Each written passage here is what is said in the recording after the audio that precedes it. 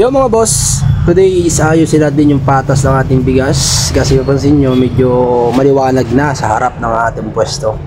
Kaya yan mga bossing, pagtyagaan nyo na lang yung ating pagpapatas dyan at yung ating bilbil. Kaya mga bossing, ita-time slap natin yan para mabilis. Alright, let's go!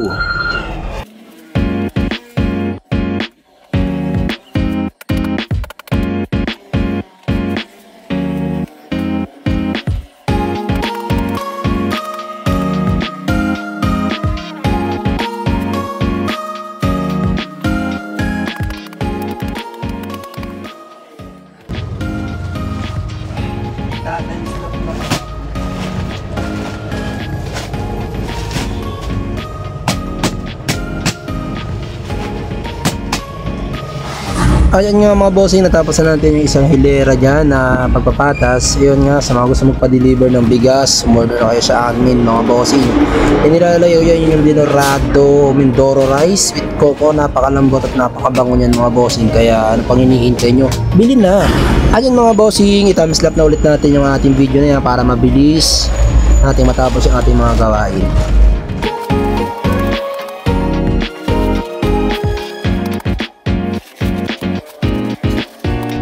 Ayun nga mga bossing, napakanta pa nga tayo dyan. Kanta ni Elias. Yung sikat ngayon na sumasayaw ng hot.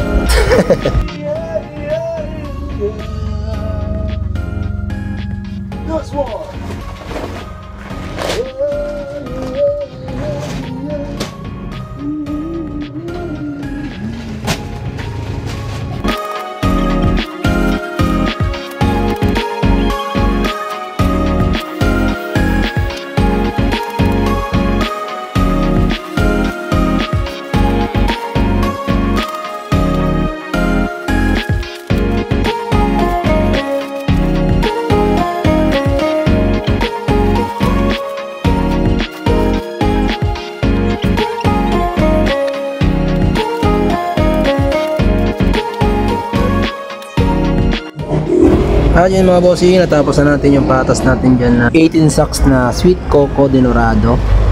Ayan mga bossing. At yun, next natin ipapatas dyan is yung boy pandan. Ayan mga bossing.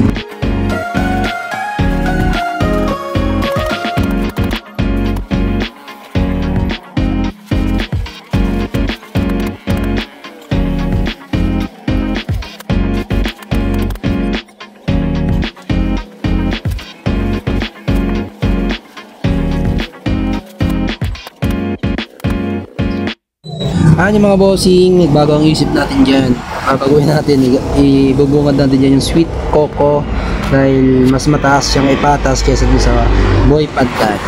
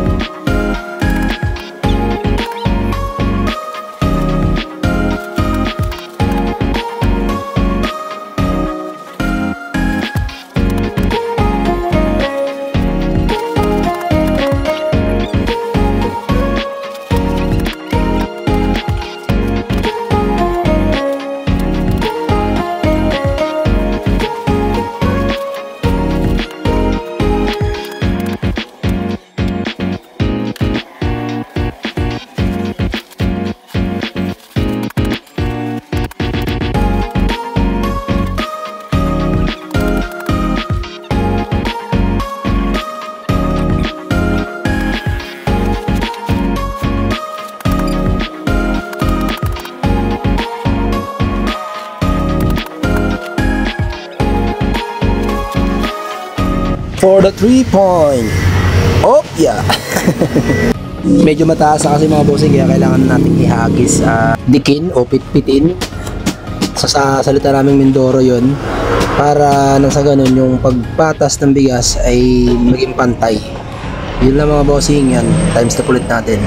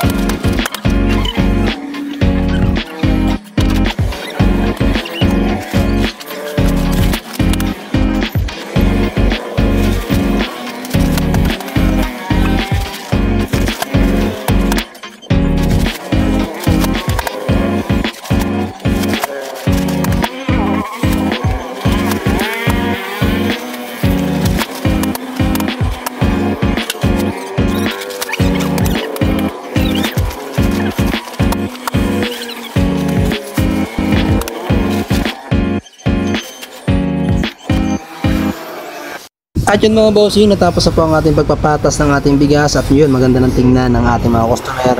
At yung mga bossing, hanggang dito na yung video. Thank you and God bless. Umorder na po kayo sa aming bigas sa NSL Store.